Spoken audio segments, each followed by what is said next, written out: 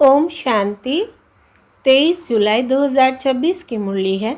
मुख्य रूप से बाबा ने कहा, मनुष्यों को कशिश करने के लिए अनेक प्रकार के फैशन करते रहते हैं। यह फैशन चित्रों से ही सीखे हैं। समझते हैं पार्वती भी ऐसे फैशन करती थी, बाल आदि बनाती थी। बाबा कहते, तुम बच्चों को इस पतित दुनिया में फैशन नहीं करना है। तुम्हें तो मैं ऐसी दुनिया में ले चलता हूँ जहाँ नेचुरल सुंदरता रहती है, फैशन की दरकार नहीं। आगे कहा, कर्म अकर्म और विकर्म की गति को जान, श्रेष्ठ कर्म करने हैं। ज्ञान दान कर धर्मात्मा बनना है। यह वानप्रस्थ अवस्था है। इन अंतिम घड़ियों में पावन बनकर पावन दुनिया में जाना है। पावन बनने का मैसेज सबको देना है। अब सुनते हैं महावाक्यों को विस्तार से। बाबा ने कहा, मीठे बच्चे, तुम्हें बाप समान सच्चा सच्चा पैगंबर व मैसेंजर बनना है। सबको घर चलने का मैसेज देना है। प्रश्न है, आजकल मनुष्यों की बुद्धि सारा दिन किस तरफ भटकती है? उत्तर, फैशन की तरफ। मनुष्यों की कशिश करने के लिए अनेक प्रकार के फैशन करते रहते हैं। यह फैशन चित्रों से ही सीखते हैं। समझते हैं पार्वती भी ऐसे फैशन करती थी, बाल आदि बनाती थी। बाबा कहते, तुम बच्चों को इस पतित दुनिया में फैशन नहीं करना है। तुम्हें तो मैं ऐसी दुनिया में ले चलता हूँ जहाँ नेचुरल सुंदरता रहती है, फैशन की दरकार नहीं। गीत है, तुम ही हो माता पिता। ओम शांति। बच्चों ने गीत सुना। जब महिमा गाते हैं तो बुद्धि ऊपर चली जाती है। आत्मा ही बाप को कहती है, वही खिवैया है, पतित पावन है अथवा सच्चा सच्चा मैसेंजर है। बाप आकर आत्माओं को मैसेज देते हैं और जिसको मैसेंजर व पैगंबर कहते हैं, कोई छोटे व बड़े होते हैं। वास्तव में वो मैसेज व पैगाम देते नहीं है। यह तो झूठी महिमा कर दी है। बच्चे समझते हैं सिवाय एक के इस मनुष्य सृष्टि पर और किसकी महिमा नहीं है। सबसे जास्ती महिमा इन लक्ष्मी नारायण की है, क्योंकि यह है नई दुनिया के मालिक। सो भी भारतवासी जानते हैं। दुनिया वाले सिर्फ इतना जानते हैं कि भारत प्राचीन देश है। भारत में ही गॉड गॉडेज का राज्य था। श्री कृष्ण को भी गॉड कह देते हैं। भारतवासी इन्हों को भगवान भगवती कहते हैं, परंतु यह किसको पता नहीं है कि यह भगवान भगवती सतयुग में राज्य करते हैं। भगवान ने गॉड गॉडेज का राज्य स्थापन किया। बुद्धि भी कहती है हम भगवान के बच्चे हैं, तो हम भी भगवान भगवती होने चाहिए। सब एक के बच्चे हैं ना, परंतु भगवान भगवती कह नहीं सकते। उन्हों को कहते हैं देवी देवताएं। यह सब बातें बाप बैठ समझाते हैं। भारतवासी कहेंगे कि हम भारतवासी पहले नई दुनिया में थे। नई दुनिया को तो सब चाहते हैं। बापूजी भी नई दुनिया, नया राम राज्य चाहते थे, परंतु राम राज्य का अर्थ बिल्कुल ही नहीं समझते। आजकल मनुष्यों को अपना अहंकार कितना है।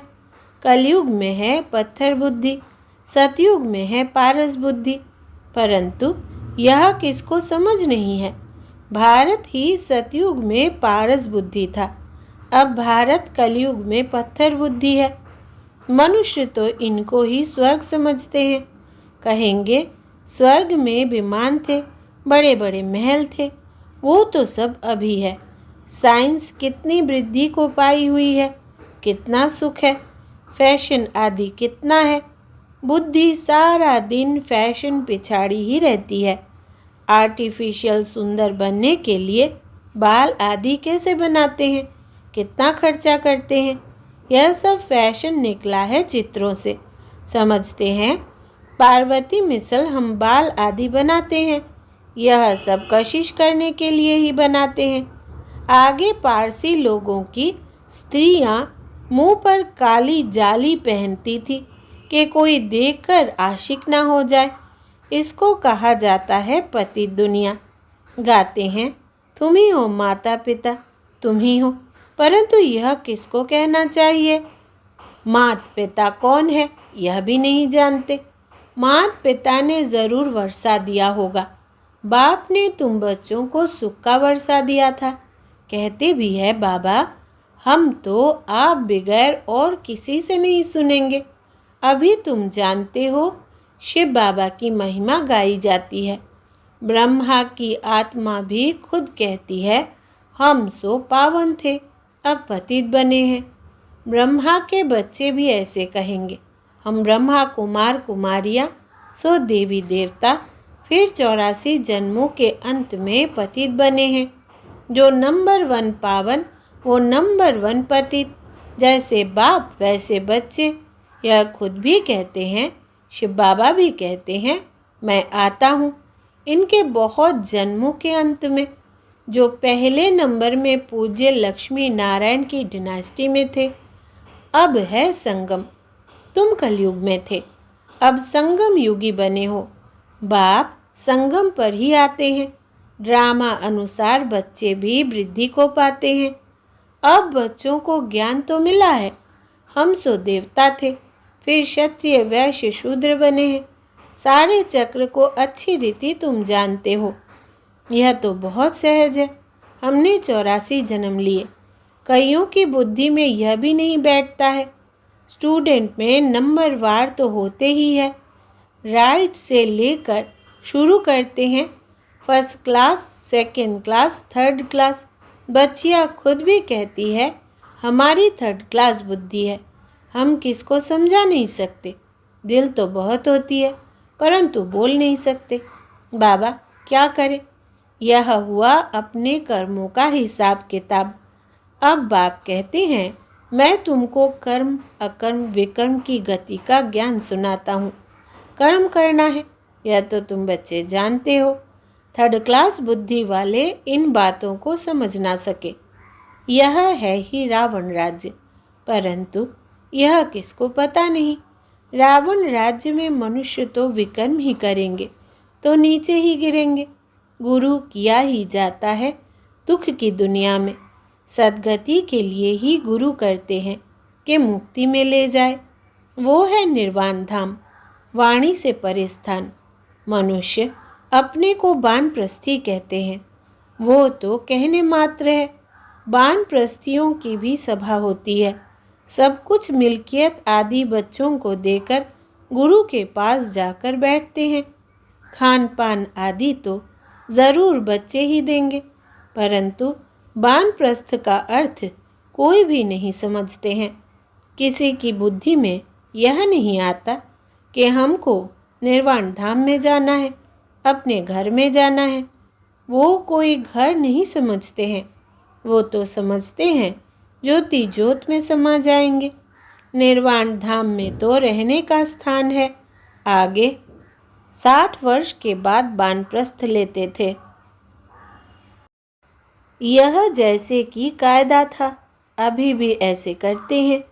अब तुम समझा सकते हो कि वाणी से परे तो कोई जा नहीं सकते। इसके लिए तो बाप को ही बुलाते हैं कि हे पतित पावन बाबा आओ, हमको पावन बनाकर घर ले चलो। मुक्ति धाम में आत्माओं का घर है। तुम बच्चों को सतयुग के लिए भी समझाया है।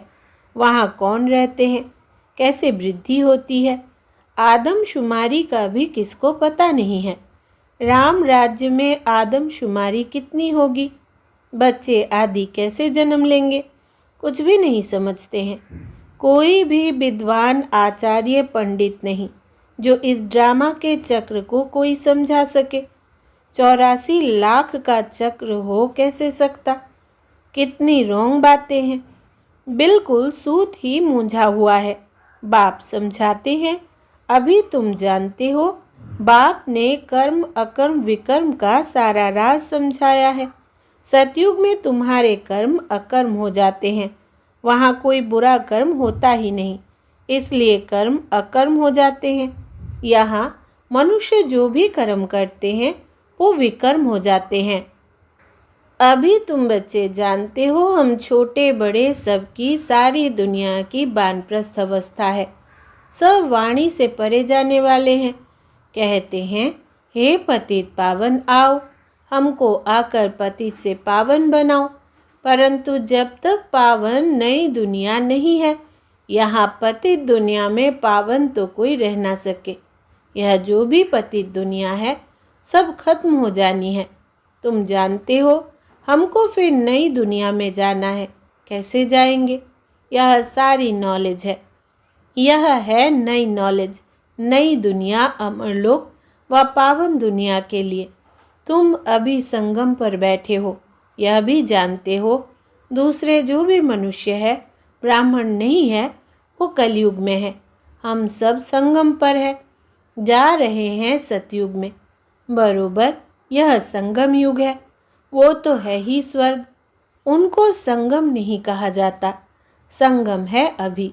यह संगम युग सबसे छोटा है। इसको लीप युग कहा जाता है, जिसमें मनुष्य पाप आत्मा से धर्म आत्मा बनते हैं। इसलिए इसको धर्माऊ युग कहा जाता है। कलयुग में सभी मनुष्य अधर्मी है, वहाँ तो सभी धर्मात्मा होते हैं। भक्ति मार्ग का कितना बड़ा प्रभाव है। ऐसी पत्थर की मूर्तियाँ बनाते हैं जो देखने से ही दिल खुश हो जाए। वो है पत्थर पूजा। शिव के मंदिर में कितना दूर दूर जाते हैं पूजा के लिए। शिव का चित्र तो घर में भी रख सकते हैं, फिर इतना दूर दूर क्यों भटकना चाहिए? यह ज्ञान अब बुद्धि में आया है। अब तुम्हारी आँख खुली है, बुद्धि के कपाट खुले हैं। बाप ने नॉलेज दी है। परम पिता परमात्मा इस मनुष्य सृष्टि का बीज रूप, ज्ञान का सागर, नॉलेजफुल है। आत्मा भी वो नॉलेज धारण करती है। आत्मा ही प्रेसिडेंट आदि बनती है। मनुष्य तो देह अभिमानी होने के कारण देह की ही महिमा करते रहते हैं।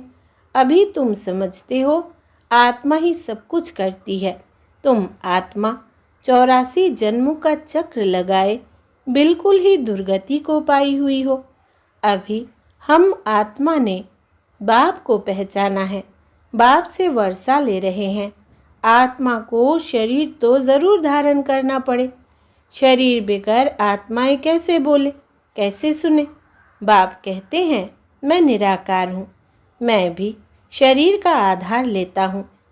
तुम जानते हो शिव बाबा इस ब्रह्मा तन से हमको सुनाते हैं। यह बातें तुम ब्रह्मा कुमार कुमारियाँ ही समझाते हो। तुमको अब ज्ञान मिला है। ब्रह्मा द्वारा आदि सनातन देवी देवता धर्म की स्थापना होती है। वही बाप राजयोग सिखा रहे हैं। इसमें मूंझने की बात ही नहीं। शिव बाबा हमको समझाते हैं, फिर हम औरों को समझाते हैं। हमको भी सुनाने वाला शिव बाबा ही है। अभी तुम कहेंगे हम पतित से पावन बन रहे हैं। बाप समझाते हैं यह है ही पतित दुनिया। रावण का राज्य है ना। रावण पाप आत्मा बनाते हैं, यह और कोई भी नहीं जानते हैं। भल रावण की एफिजी जलाते हैं, परंतु कुछ भी समझते नहीं हैं। सीता को रावण ले गया, यह किया। कितनी कथाएं बैठ लिखी है। जब बैठ कर सुनते हैं तो रो लेते हैं। वो है सब दंत कथाएं। बाबा हमको विक्रमाजीत बनाने लिए समझाते हैं। कहते हैं मामे कम याद करो, कहाँ भी बुद्धि नहीं लगाओ। शिव बाबा ने हमको अपना परिचय दिया है। पतित पावन बाप आकर अपना परिचय देते हैं। अब तुम समझते हो कितना मीठा बाबा है जो हमको स्वर्ग का मालिक बना रहे हैं। अच्छा, मीठे मीठे सिकिलधे बच्चों प्रति माता पिता बाप दादा का याद प्यार और गुड मॉर्निंग। रूहानी बाप की रूहानी बच्चों को नमस्ते।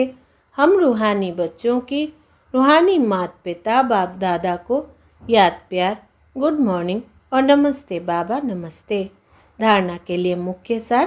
पहला, कर्म अकर्म और विकर्म की गति को जान श्रेष्ठ कर्म करने हैं। ज्ञान दान कर धर्मात्मा बनना है। दूसरा, यह वानप्रस्थ अवस्था है। इन अंतिम घड़ियों में पावन बनकर पावन दुनिया में जाना है, पावन बनने का मैसेज सबको देना है। वरदान है आज का, पास विद ऑनर बनने के लिए सर्व द्वारा संतुष्टता का पासपोर्ट प्राप्त करने वाले संतुष्ट मणि भव।